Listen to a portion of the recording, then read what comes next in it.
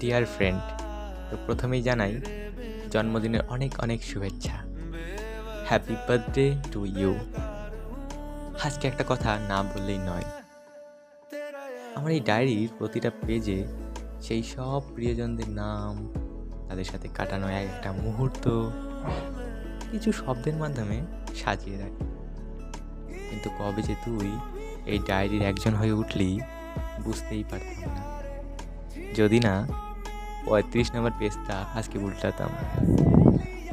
তো মাঝে মাঝে তোকে রেগে গিয়ে অনেক খারাপ কথা বলে ফেলি, রিয়াকশানে তো একটা সুন্দর স্মাইল দিয়ে আমাকেই লজ্জিত করে দিস।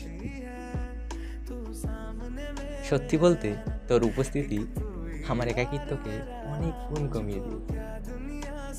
আর বেশি কিছু বলবো না, আমি সারা রাত বললেও আমাদের খুনসুটিগুলোকে না তুলে ধরতে পারবো না।